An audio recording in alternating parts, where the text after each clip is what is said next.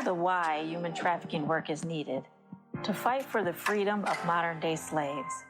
But love, passion, commitment isn't all you need to be an effective and successful anti-trafficking advocate.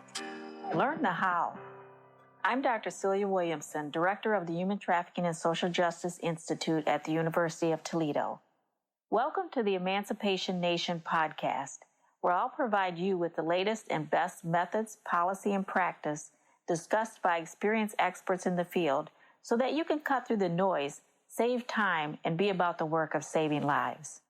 Okay, welcome to the Emancipation Nation. This week, I have a good friend of mine, attorney Sarah Ladd. And Sarah is a human trafficking child protection program coordinator at the Minnesota Department of Human Services. Her role is really to lead collaborative efforts to create a more effective and cohesive response to child trafficking victims through the child welfare system statewide. She's also a licensed attorney. She's been active in the anti-trafficking movement for nearly a decade, and she has more than 15 years direct practice experience with victims of crime and human rights abuses. Since 2016, Sarah's been a part-time professor at the University of Toledo through the Human Trafficking and Social Justice Institute because we like to find those jewels and then try to multiply them by having them teach excellent courses like she does. So she teaches an online course called Human Trafficking and the Law. Prior to moving to Minnesota, Sarah founded and ran the Legal Aid of Western Ohio Human Trafficking Protection Project. And she's been an active member on the Lucas County Human Trafficking Coalition and the Northwest Ohio Rescue and Restore Coalition. She's published several articles. She's written numerous reports and policies on responses to sex and labor trafficking. She has a bachelor's degree from Calvin College, that's in Grand Rapids, Michigan, and a law degree from Michigan State's College of Law. Thank you so much, Sarah, for taking the time. And we had a little bit of technical difficulty, so I thank you so much for hanging in there with me while we got it together. So I appreciate you. Absolutely, Celia. No problem at all. And thank you so much for inviting me to be on the podcast today. Yeah, so I wanted to really delve into what your journey was in the anti-trafficking movement. How did you get started to really where you are today, partnering with states and organizations and across the U.S., around the world? But how did you even get started?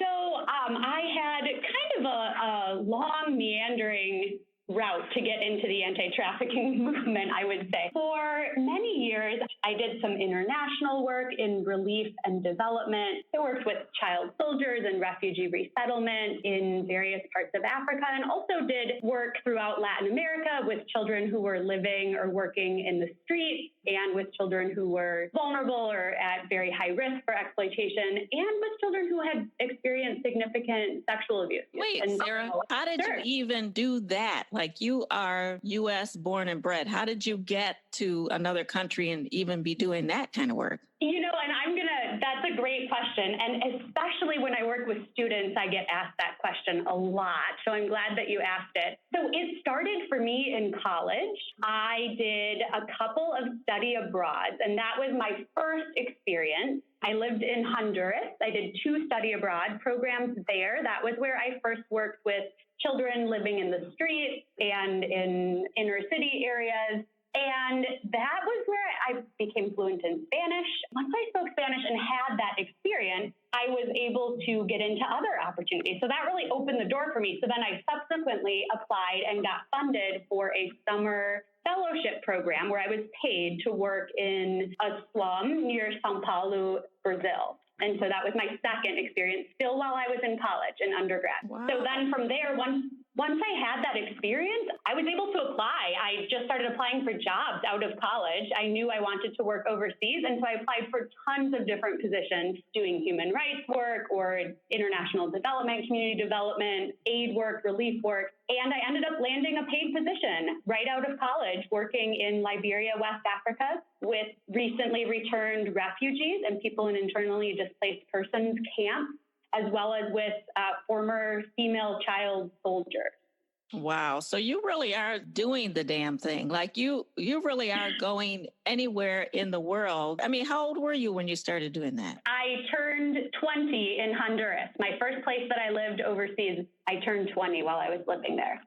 Wow. And so then how did you get into the anti-trafficking field? So, I did all that work for many years and all over the place. And I kept feeling like I was up against a wall because I was working, teaching children, starting schools, doing rehabilitation programs, all these different things, even, working in mentoring programs. I did community center work, all that kind of thing. And it was wonderful, but I always felt like at the end of the day, when I had a child or a young person or an adult in front of me who was saying, this is the abuse that I'm enduring, this is what's going on with me, and the systems are letting this happen, my family is letting this happen, no one is protecting me, there was nothing I could do. I could put a Band-Aid on it, bring them to a shelter, I could make a report to law enforcement or child protection, I could try and be a kind and good person to listen to them and to connect them to resources and all of that, but then I couldn't do anything at all to stop what was happening to them. And so that was when I decided that I would go to law school. And it was right at that same time when I was living in Mozambique in Southern Africa that I was hearing a lot about human trafficking. I lived close to the border with South Africa, and I was there during the World Cup. And so there was lots of conversation about, this thing called trafficking. And so I just started to hear the term and started to do my own research. And I quickly found out that so many of the different situations, it was like that aha moment that you probably had at one point as well, Celia, and that so many of us in the movement have had, where it's all of a sudden you realize that all these people that you've been working with all these years were victims of trafficking. And it's like all the time that I had been working with them, I was thinking, okay, I'm a domestic violence advocate right now, and I'm seeing this, but it's just, it's more than that. It is domestic violence, but it's something more. Or this is child sexual abuse, and it is that, but it feels like something more. And so it was an aha moment for me when I was living overseas that, wait a minute, that's what this is called. When the child that I was mentoring, when she was 11 years old and she was talking about living with this older man and talking about her mom selling her in exchange for cocaine, that was trafficking. And I never knew it all those years. And so those two things added up together for me, and I decided that I would go to law school so that, A, I would actually be able to do something when there was abuse, when there was something happening where someone was being hurt. I would be able to do something more than kind of a temporary solution. But also, I would be able to help connect these dots and create a better system so that individuals experiencing trafficking ideally wouldn't have to go through that, or that I could be part of helping to stop that for them. And so how did you has your personality always been like, it's needed, I'm going to go get it? Or how did you reconcile? How did you get the confidence? If my mom were here, she would tell the story about when I was in first grade and I was on the honor roll in first grade. I don't know why there was an honor roll in first grade at the school that I went to, but anyway, they gave me an award in first grade for initiative. I got the initiative award and among all the other first graders. But anyway, no, that's just always kind of the way that I have been. If there's something, whatever the most extreme situation is, wherever the biggest need is, I'm going to figure out how to go there. And if nobody else wants to go, I will just go. And I'll try and talk other people into coming with me, but I'll just be persistent. And if there's a need, I want to try and meet it. And yeah, well, they were right. I want to go to the hardest place. Yeah, they were right in first grade or whatever. They were exactly right. And so you went to law school, you applied, you got in law school. And then how difficult was law school? Oh, my goodness. Law school, so especially the first semester, they call it 1L, your 1L year, first year of law school. That is brutal. It's really an adjustment. I went to law school immediately after I came back from living in Mozambique. And so I had experienced a different type of difficulty. And so I felt like, hey, you know what, whatever, I can handle it. It's not going to be that bad. It was a little bit challenging, but I felt like by the second semester, I got the hang of it. And actually right away, so I went to law school only with the purpose of advocating for trafficking victims. And so as I went through, this is advice to any law students or would-be law students out there, as I went through even my first year, my first semester of classes, I was listening for and looking for, what does this have to do with trafficking laws? How could this impact a survivor of trafficking, whether it was contract class or property law or civil procedure? That was a stretch. That was a little bit of a stretch, but I found some connection. And, or constitutional law, right? Where did our trafficking laws come from? What's the basis? Oh, there's this 13th Amendment. And actually, it's cited at the beginning of our federal trafficking laws. And that was the authorization for them constitutional authorization for them to make those laws. So, that helped me get through it because I really saw a very specific purpose in everything that I was learning. Mm-hmm. Yeah, that's sort of what I did with my PhD, try to relate it all to trafficking. And so was there an incredible amount of reading? I'm asking this because there may be advocates out there that are thinking, okay, law school is the way I want to enter my anti-trafficking advocacy. What should you do to prepare if you want to go to law school to do any kind of advocacy? Two things that I would say. One is it really is a lot of hard work, and you really have to go in with a plan for how you're going to stay on top of all of it. I really did a lot I just decided I was single at the time and I was in, not living near my family or anyone. I just had my little bubble. And I basically, other than participating, being very active in the Michigan Human Trafficking Task Force while I was in law school, other than that, I really just super structured my life. So I did, yoga every morning. I got up at a certain time and had my quiet time and coffee. And then I would study from this time to this time. And then I would, I made it hyper structured so that I could just focus all of my time on the reading and the things that I needed to do. The other thing that really is important in law school is know why you're going to law school and base your decisions around it. So I knew I wanted to advocate for trafficking victims. So I said,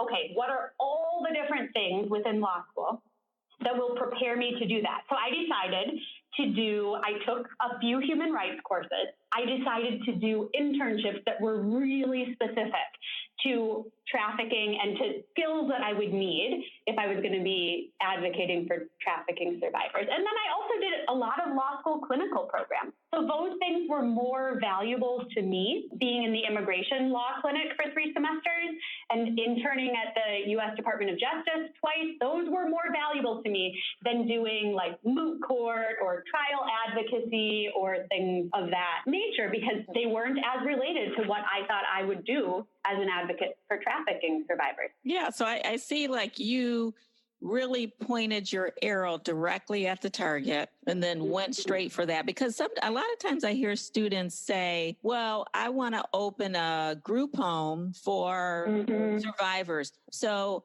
I am getting my bachelor's degree in women and gender studies. And I'm like, okay, what? Your arrow is kind of pointing in a different direction. Like you're going to go around about. So why are we doing that?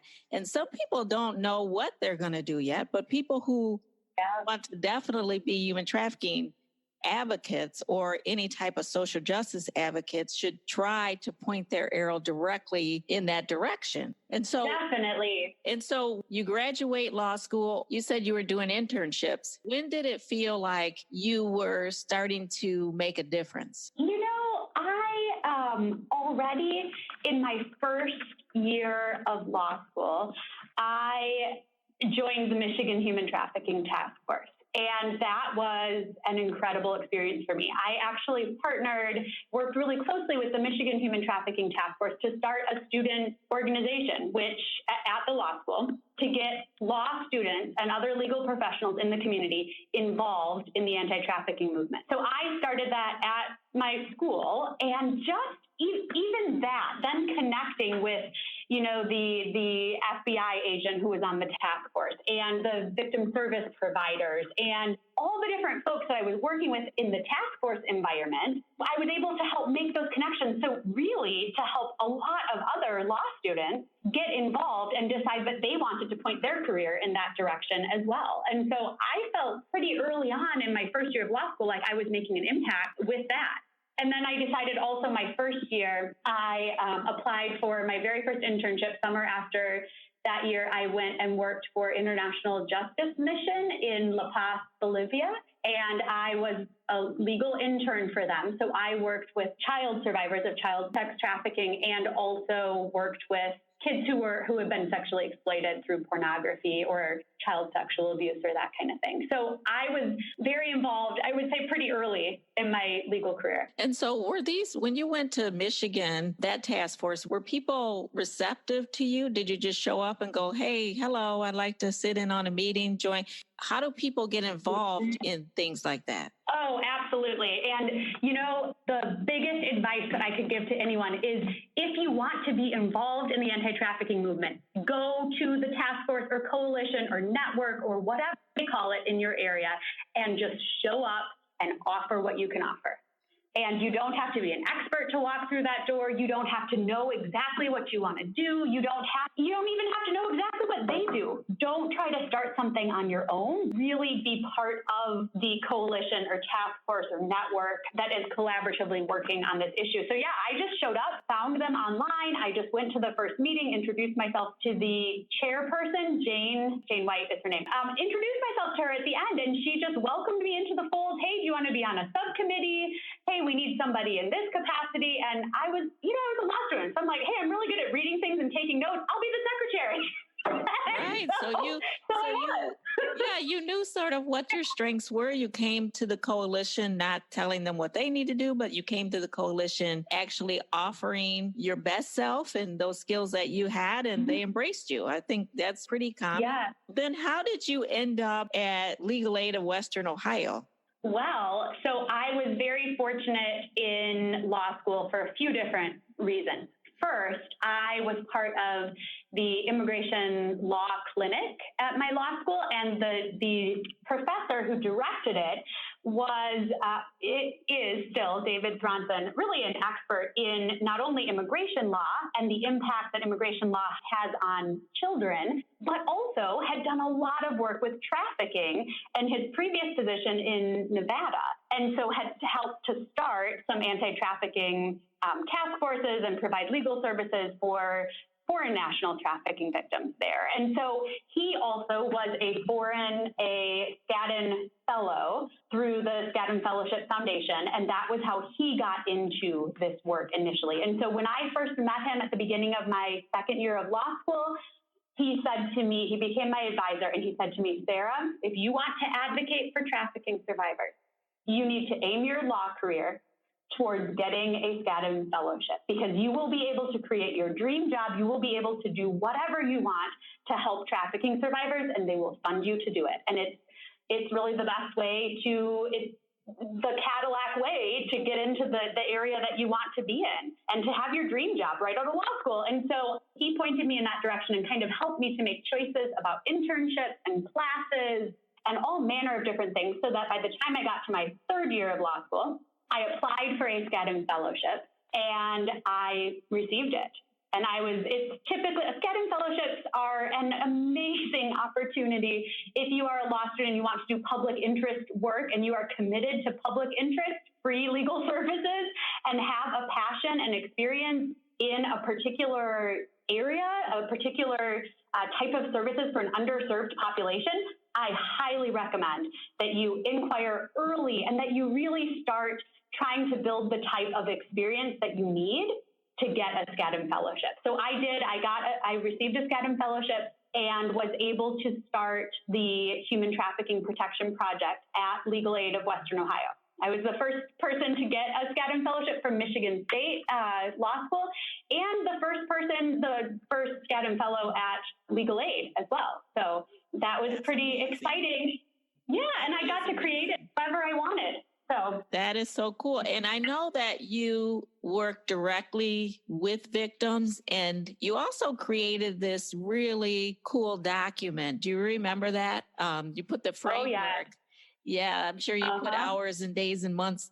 And describe kind of what that is, because I thought that was really cool. Yeah, so I had because I got to create this myself, I had a very multifaceted type of project that I was running. So we did a lot of outreach and training and kind of community organizing around trafficking to try and create coordinated systems of response. And Celia, you and I talked a lot about this over the years of like, how do we improve the coordination? How do we have it more centralized? Or, how do we think about this in a way that we're going to fill the most gaps and we're going to really reduce the barriers for individual survivors to get what they need? And so in addition to that, I was providing direct legal representation also in all kinds of civil matters, so not criminal cases, but civil types of cases for victims and survivors who were children or adults, sex or labor trafficking victims. And through all of that, I realized a couple of things. One, I realized that in many, many parts of I covered 32 counties in Ohio. So I saw how a lot of different areas were working with trafficking survivors. And I saw that there wasn't a lot of coordination between law enforcement and service providers, between shelter providers and legal services. People weren't all on the same page. And so I started to see a need not only for training, but really for protocol. What's our response going to be ahead of time, proactively? How can we put into effect both the laws that exist, that we are governed by at the state or federal level, but also how do we put into practice the best practices? How do we make it actually work for an individual victim that is identified? And so we got some funding through the Women's Giving Circle of Defiance. They gave us a small grant and in Northwest Ohio, and we started working to create a human trafficking response protocol that was based off of the already existing domestic violence response protocol. So we looked at all the laws, we talked to people, we went and really, kind of based on all the practice that we had been doing, put together what would it look like to have in the same format as the existing protocol was in, what would it look like to have this comprehensive response at the county level for sex or labor trafficking? I think that's the genius in it, because you really use something that was already existing. People kind of are familiar with it. You're just replacing it with this population, altering it to fit this population. But you kind of are using something that people are already sort of used to rallying around, or how they went about their work or did their practice. And so I thought that was amazing. I love that document. Is that document still available? It sure is. Yeah, it definitely is. And I know it is actually, I have to give credit. I had a phenomenal team during my 3 years, 2 years full-time, and then 1 year I contracted with Legal Aid after I left Ohio. I had an incredible team. I had 11 different people who volunteered many, many, many hours of their time to work with me in the office to do all these things. So in particular, on the protocol project, I had 2 volunteers who spent hundreds of hours unpaid working with me to write and edit and revise and develop this protocol document. And still today, now one of them, Jennifer Wedge, now works for Legal Aid and ABLE and is working on still putting this into effect in Defiance County. Mm-hmm. And that document, doesn't it outline exactly what each player should do, what a prosecutor should do, what, a judge might do? Yeah. So where can people get that document? If that's still available? Sure. The best thing, so that is it is available, and I would gladly email it to people if they would like to see it. It is not something that has been published on a website at this point that I know of, but I would gladly send it. And we have sent it to a number of different states and counties around the U.S. Good. I want to make sure that we get your contact information. Yep, absolutely. So feel free to email me directly. I can connect you with any of the things that we have talked about today. And my email address is just my name, Sarah, with an H, .ladd, L-A-D-D, at state.mn.us.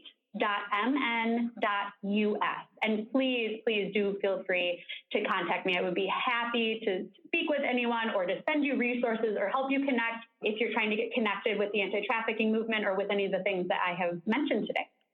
Thank you so much, Sarah, and continue to do the fabulous work that you've been doing. You're very welcome. Thank you so much, Celia. The Unsinkable Sarah Ladd, navigating those hostile waters in the name of change. Ships are safe in the harbor, but ships weren't built for the harbor. They were built to weather the storm and navigate rough waters. And if the journeyman worthy and the effort noble, and all hands on deck for the worthy cause, they will see the lighthouse, the symbol of safety. Let's not just do something, let's do the best thing. If you like this episode of Emancipation Nation, please subscribe and I'll send you the weekly podcast. Until then, the fight continues.